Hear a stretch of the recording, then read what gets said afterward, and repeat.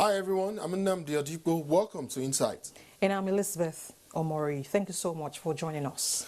Well, this time around I'd like to, and I intend to do a quick review of engineering practices in Nigeria and then focus on the way and measures to curb and overcome associated challenges. I'd also focus on integrated water resources management in Nigeria. Elizabeth, your hop?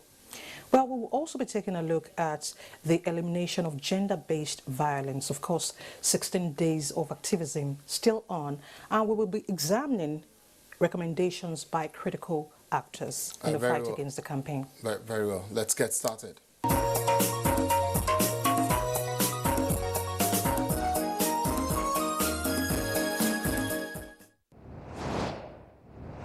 Okay, so let's begin by discussing the quality of engineering practice in Nigeria, the role of regulations, and the place of a parent regulatory agency like COREN. COREN, of course, is an acronym for the Council for the Regulation of Engineering in Nigeria, a statutory organ of the federal government established by decree and concerned with certificates for persons for the purpose of practicing engineering profession in Nigeria. Engineer Ali Rabiu is the current president of COREN, and he joins me to discuss engineering practice in Nigeria, the way forward. Welcome to Insight, Engineer. Thank you very much. So, COREN caters for about 65 engineering disciplines and entails a membership strength of almost 40,000. Is that right? 62,000. 62, so I underestimated you. Sorry for that. Well, I am sure you're aware that the global engineering industry is changing as we become more reliant on the benefits of the digital age. As a matter of fact, engineers have completely changed the world we live in, from modern homes to bridges to space travel, cars, and the latest mobile technology. There is apparently no end to what modern engineering can do. How is COREN evolving with advances in engineering practices globally? And how are you ensuring that members are updating certifications to attune to advances in practice arising from advent and growth of technology?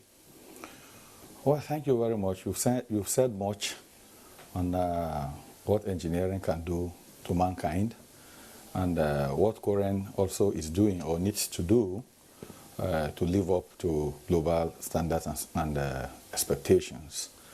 COREN, like you very well know, it was established to regulate and control the practice of engineering in all aspects and ramifications in our country. And in doing that, there are things that we do in ensuring that we carry out accreditation exercises in universities and polytechnics. We review periodically the curriculum of engineering programs in Nigerian universities. And we also do engineering regulation and monitoring. And one of the things that we are doing at the moment we're trying to do at the moment to up our game is to register or be a signatory to the Washington Accord.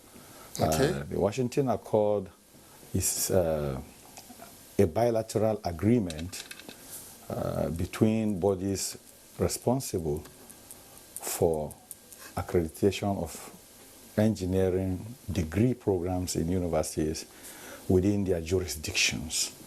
And it was established in 1989.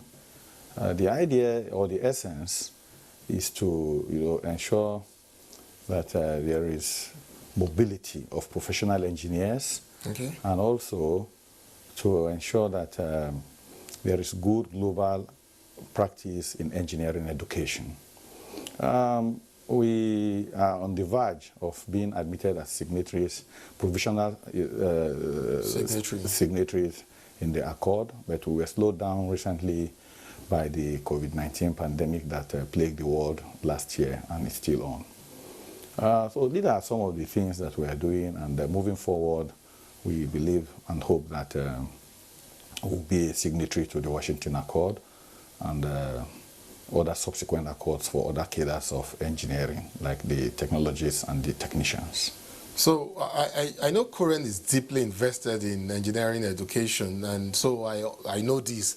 Of course, it's not by chance that I know this, that Koren is currently all about outcome-based education. That's what you call the OBE, an approach that focuses on how best students utilize the knowledge gained inside the classroom rather than, what they memorized in class. Give back to the lecturer. So the essence is utilizing knowledge to create new prospects and solve problems, which of course engineering is all about. Yeah. Is that happening already and bearing fruits?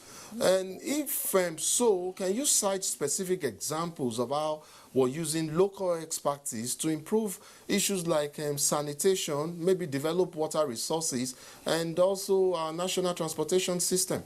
Well, as for the outcome-based education in engineering, this is a program we started in the year 2017 that led to us developing what we call the BMS, Benchmark Academic Standard, for the engineering curriculum in universities.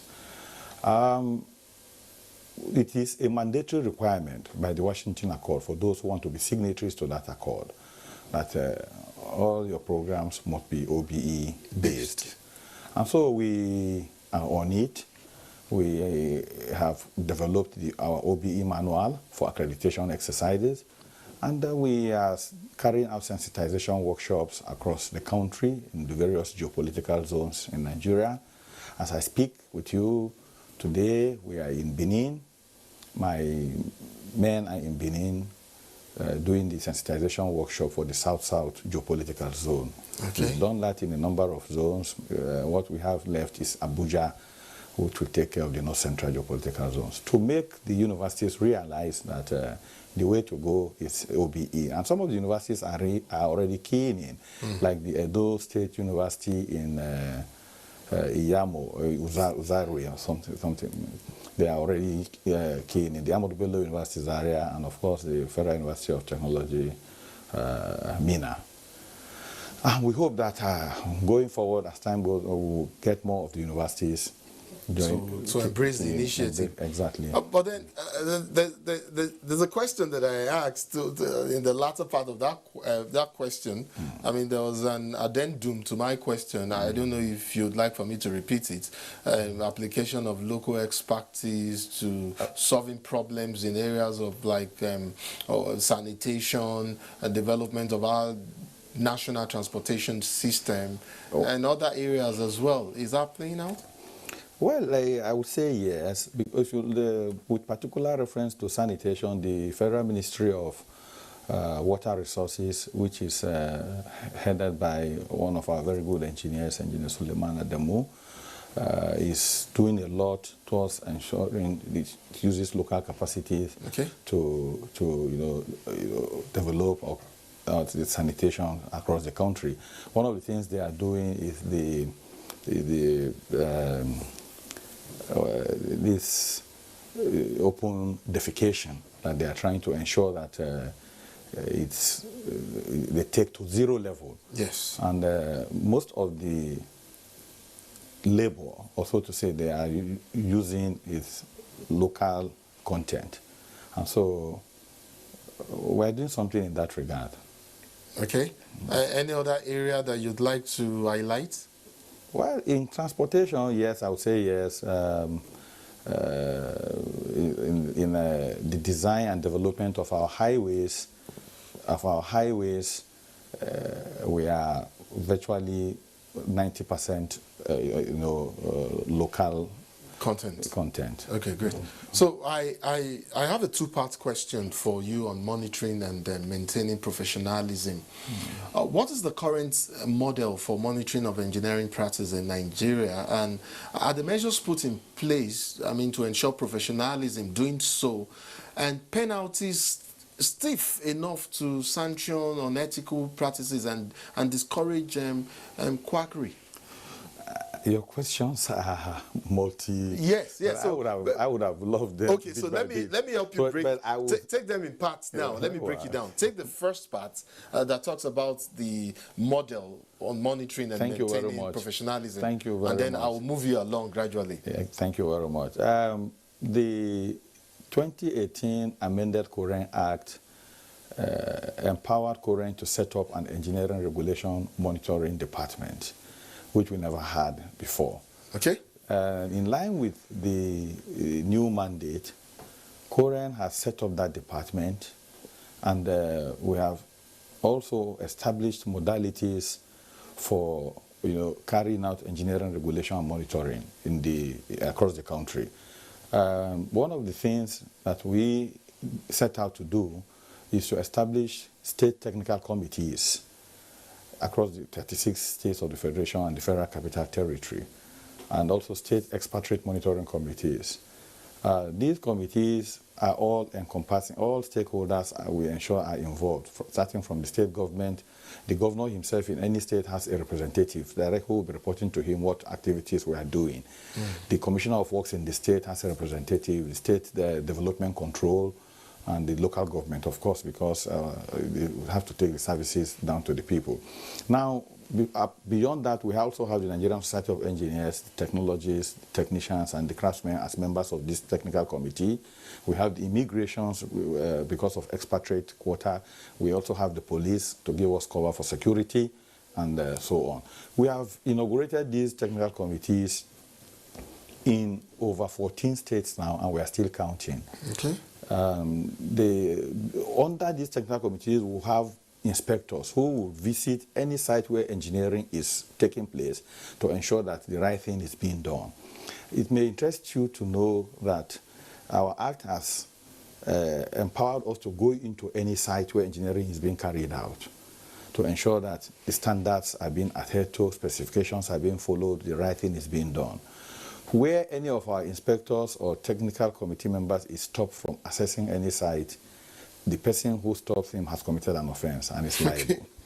It is there in the law. It is a law. And so far, the technical committees we have inaugurated, I want to give particular kudos to the Kwara State Technical Committee, which is doing exceedingly well in visitations to sites where engineering is taking place, particularly for now multi-story building sites, to ensure that the right thing is being done so as to avert some colossal failures. Okay, so now let me move you along to the parts about the penalties for unethical practices and whether or not they are stiff enough to deter and discourage issues like that, and also discourage quackery as well. Some people will say suspension does not do it at all. No, it does, because it is your way of getting your livelihood. If the license that we give you is what enables you to practice as an engineer, that is the only thing that enables you to carry yourself around, market yourself as an engineer, and the license is withdrawn, even if it is for a particular period. We have slowed you down, and it's going to affect your means of livelihood. So I think it's enough punishment. But also, it depends on the gravity of the offense or the unethical practices carried out. Recently, not too long ago, about 2-3 months ago, we tried some engineers for unethical practices, and it was in the news. It was in your news that we sanctioned them by suspending them from practicing engineering for 1 year. That's a huge lot of punishment for any professional that is worth his salt. Tell me about the composition of the tribunal, the current tribunal. It consists of council members of Korean, 12 council members. We have a council of 30 members.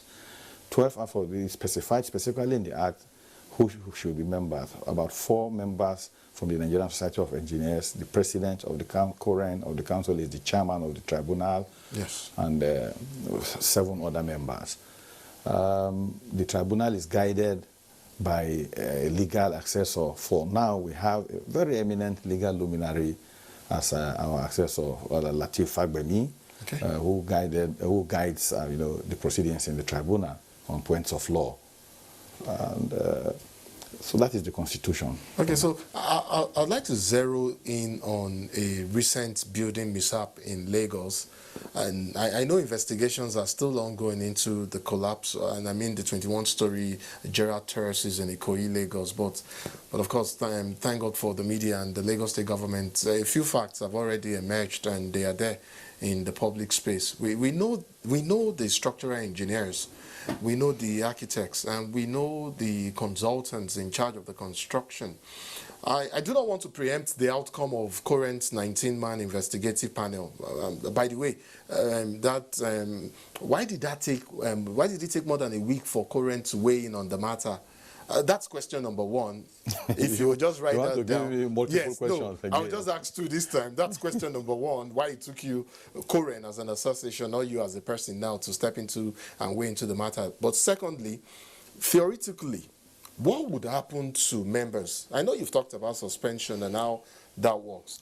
What would happen to members found culpable in a situation that led to about 45 deaths, and you suspend them, say, for 2-3 years, or maybe even, let's say, 10 years, or let's say you outrightly strip them of their licenses? And do you go ahead sometimes? Does the tribunal recommend handing over some cases to civil prosecuting authorities if the offenses are found to be grievous? Let me start with the constitution of the Special Investigation Panel. Okay. You see, when things like this happen, we don't rush to do, to take action.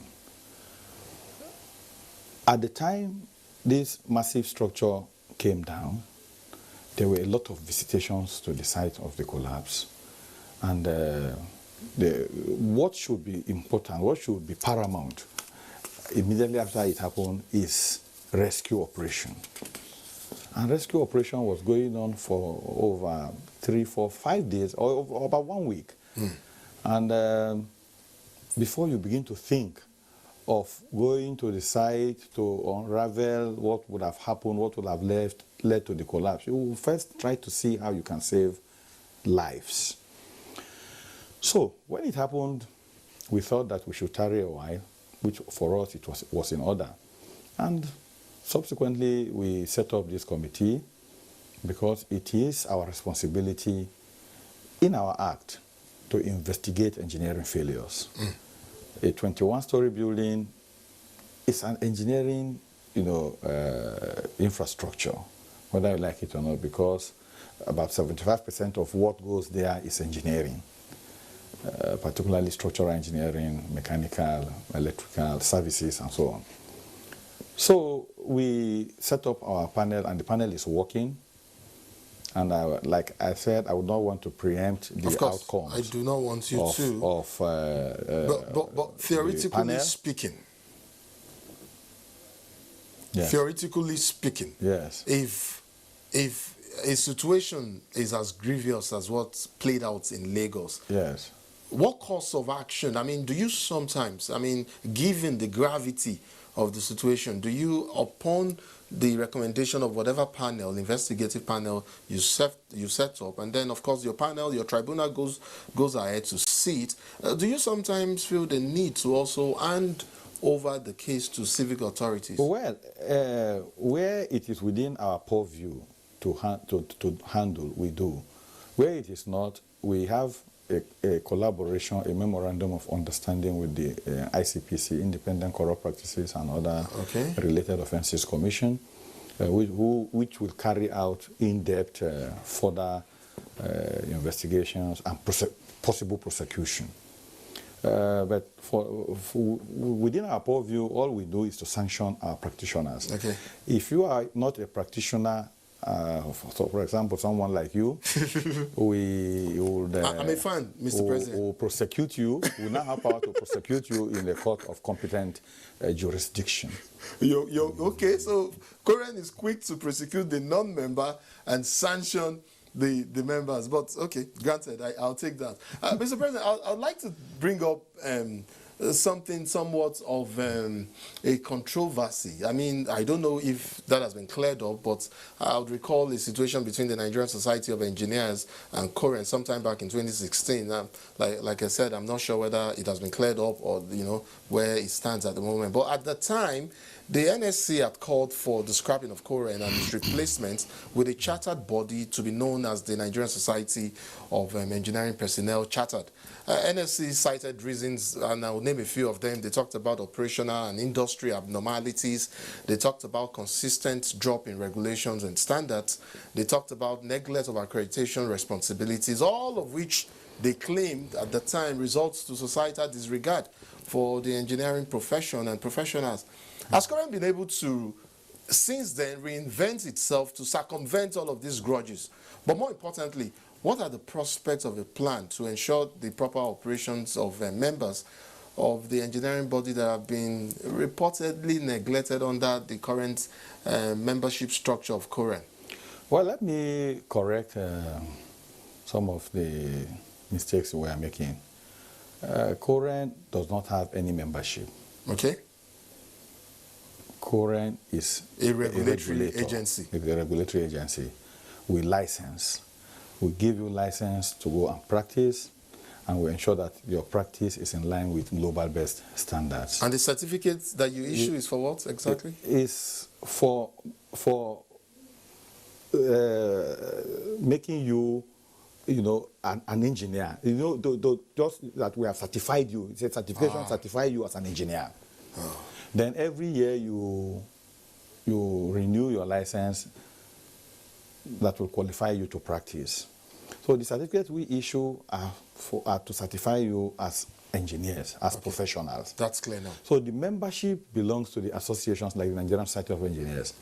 All over the world, we have this type of arrangement of the regulatory body being different from the association. MBC for NTA. In fact, I want to limit myself to even engineering. Okay. To engineering. If you go to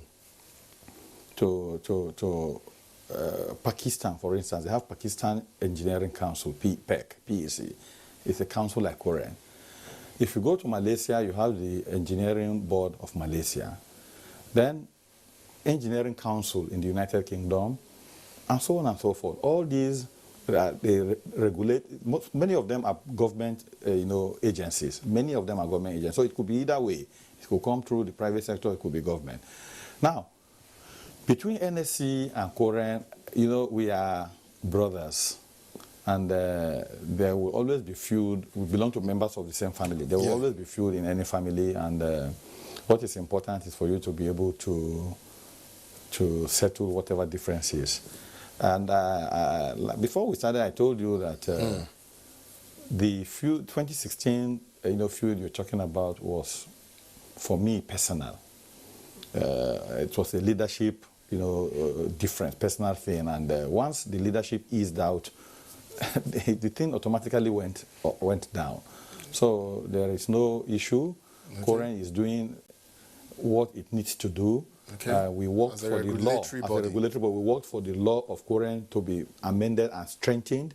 That has been done. And recently, you could see that we are working around the clock to ensure that engineering practice, takes its rightful place in Nigeria. We're fast losing time, but before I let you go, please let me clarify something I am personally confused about. And I've tried to get what is the difference between a licensed engineer and a chartered engineer? Well, for me, the difference is like a thin thread. It's really nothing much. It is the same. It's just a matter of semantics, so to say. Chartered, licensed, they are basically the same. So there isn't any much difference. There are bodies that call themselves chartered, mostly they are private driven. Like the NSC under the leadership of the 2016 leadership, I don't mention names, was clamoring for.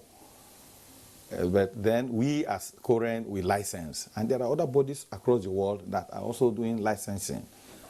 So this is how it works.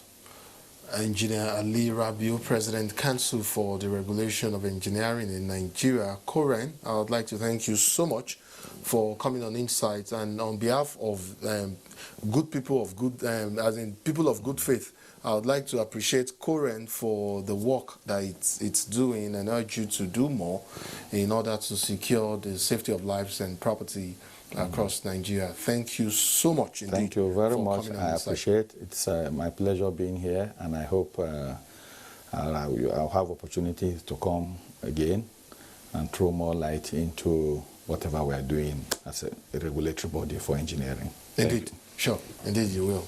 Thank you so much for coming.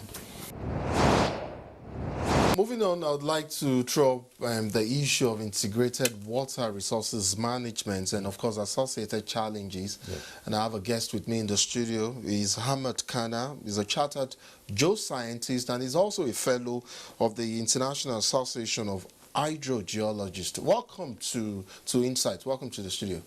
Thank you very much. Thank you for having me. Let's begin our conversation by creating a basis, a foundation for this discourse, and just throw up the whole issue of water. Challenges associated with water management in Nigeria. How would you describe the severity of the water management, water resources management in Nigeria, and what subsets would you divide the challenges into? Would you say there are major and then there are minor challenges as well? Okay. Thank you for this question. First and foremost, water can be gotten from two major sources. That is surface water and then groundwater. And these two sources are primarily gotten from the precipitation, that's rainfall, that comes into the ground and then recharges the river. And then the rivers also recharges the ground. So that's, we talked about the water cycle. Now, if you are talking about water management in Nigeria, you have to start from the first water works in Nigeria around 1914, which was constructed in Abuja. And from there, it moves, that was during the colonial days. The water then was primarily sourced from the surface water. Then it was domiciled in the Public Works Department until towards the beginning of the independence in 1960. That's the beginning of the hydrogeology in 1956. And that's the study of groundwater in 1956. Then the groundwater aspect was being managed by the Geological Survey of Nigeria until 1975, when that section of the Geological Survey of Nigeria formed the Federal Ministry of Water Resources. Then the surface water, now being managed by the Public Works, now led to what we have today, state water agencies, that's water boards, which most of the water boards, depending on the part of the country, where if you have a lot of surface water, then the water source is surface water, which require treatment. Where areas like Maiduguri, or areas like Maiduguri, which is devoid of groundwater, so such areas use deep wells, and then such water does not require much treatment, and then being fed to the tanks and then distributed to the town. I get all you've described in terms of context, given the background to the development or evolution of water management or water resources in Nigeria. But now, let me redirect you to my earlier question. And I basically wanted you to talk about the major issues that you foresee or that we experience, not just in urban centers or cities and communities alone, but in rural communities as well. Water management is a severe problem, can be a severe problem, especially in rural communities. And I'll tell you something, I'll give you a story. Some 11 years ago, I was in one part of Anambra. It's called Achina. It's a community somewhere around Agwata axis. Agwata is quite a popular local government in Anambra State, in the southern axis of the state. And then, you know, and remember I said 11 years ago, I visited that community, and the only source of water, you've talked about surface water, the only source of water that they had, drinkable water that they had in that whole community and that they had used for decades was a spring, a natural spring. And it was in a terrain that was so difficult. I mean, for me, as a able-bodied man, it was quite difficult for me to even get to the source of the spring, you know, just so I get an idea of what the people in that community go through to get drinkable water. I mean, and this is just an example of how difficult the challenge that, or challenges that people experience, especially in rural areas, to get potable water for drinking purposes. So I am saying, what are some of these challenges that you've identified? I mean, there are shortages, of course. I just made allusions to that. There are shortages of water supply, and not just in rural communities, but in urban centers as well. You know, some of these challenges, I'd like for you to throw them up and talk about them. And of course, prefer ways and measures by which we can overcome, circumvent some of these challenges and push ahead, because essentially what we're talking about or what we want to achieve here is the way forward. Thank you for that question. If I'm to go by the that of the aguata you're talking about, spring. Spring is also groundwater, but the only thing is that it comes out naturally due to tectonism. There's sort of destabilization of the ground, so the water oozes out by itself. So hydrogeologically, spring is also a groundwater. They are all from the same source. So that's it. Then in terms of the urban towns, it's because of the population. There is a population explosion and there has been poor planning. What's supposed to be done is whenever there is, you construct a treatment plant, there's supposed to be a turnaround maintenance and then period of expansion, which will take about 20, 30 years. So that has been lacking. So eventually, the another thing again, the power supply for the treatment and then the cost of treatment chemicals.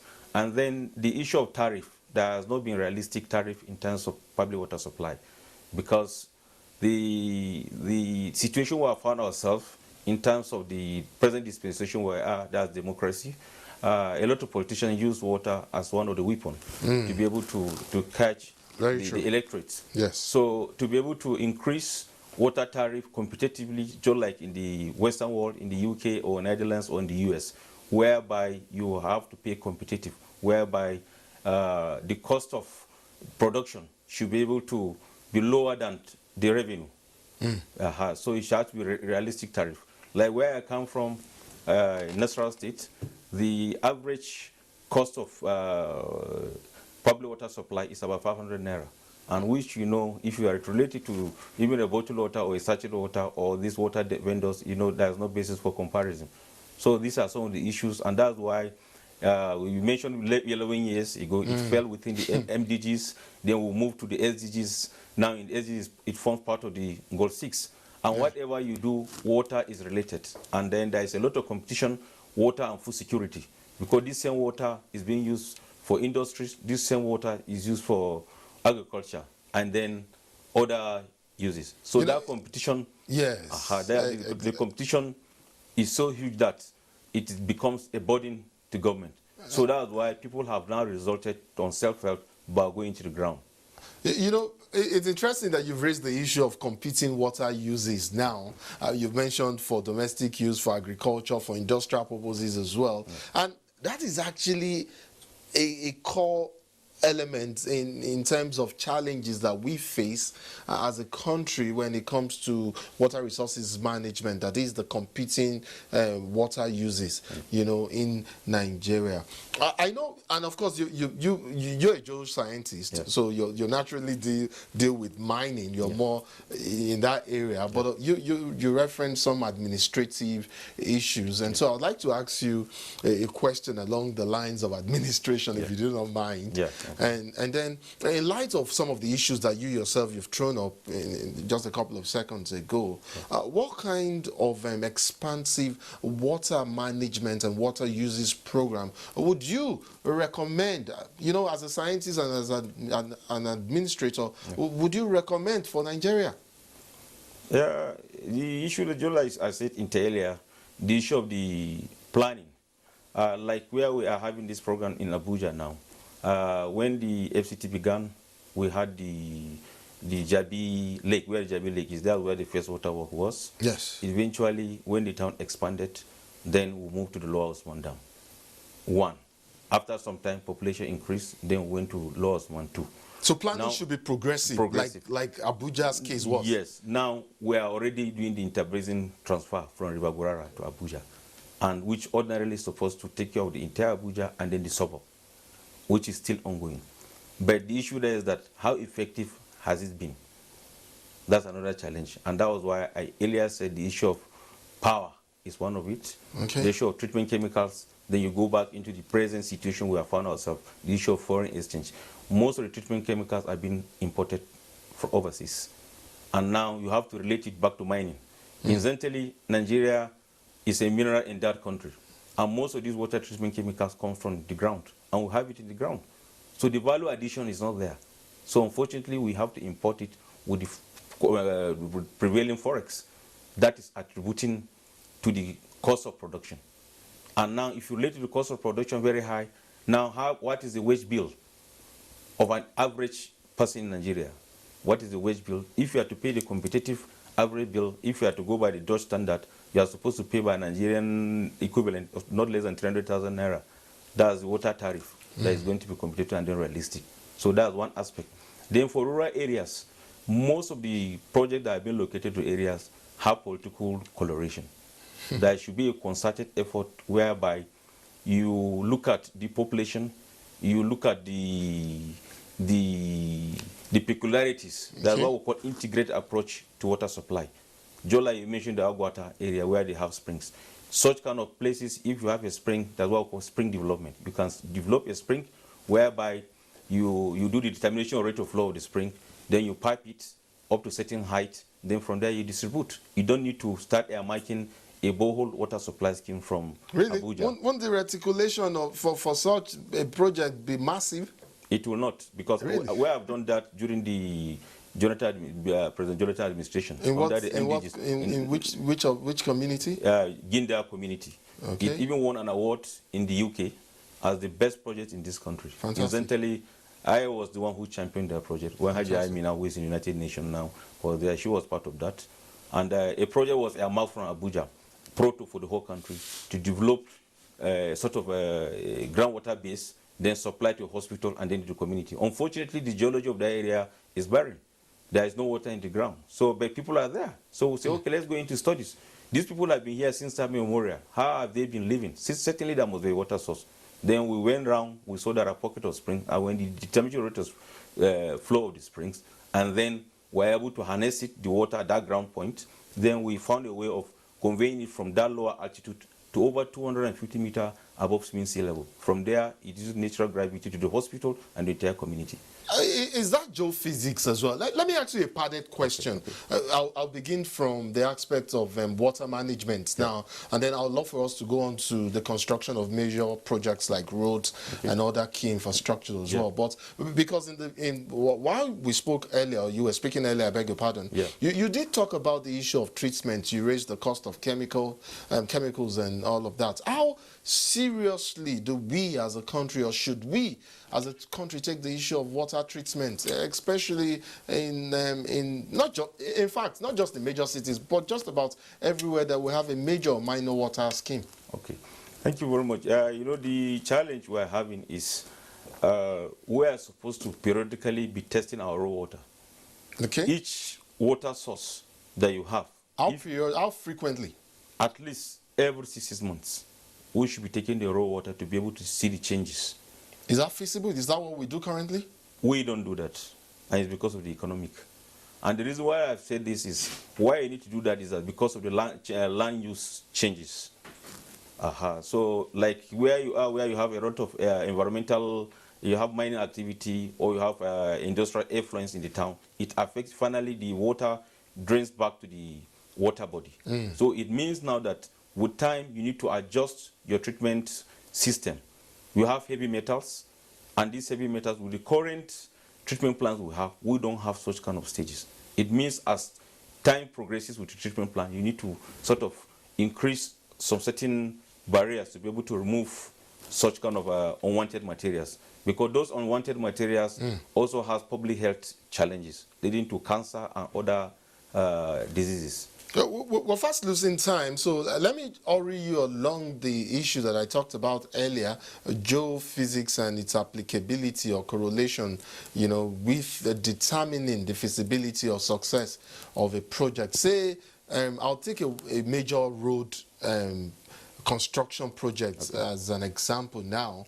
How important is it for us to embark on some sort of geophysics, some sort of geophysics test to determine of course it has to be contained in the design plan, to determine just how long, or the longevity, sorry, I beg your pardon, the lifespan, I think that's the right word now, the lifespan of such a road, even before the project commences. Okay, thank you very much for that question.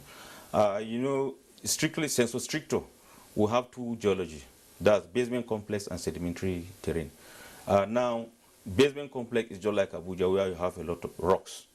Where you go to maybe Maiduguri or Lafia town, those areas are sedimentary. So if you want to do any road construction, you need to come and carry, first and foremost, you need to know you have knowledge of the geological setting, then you come around geophysics. Because these rocks we are seeing, the land is not homogeneous, land is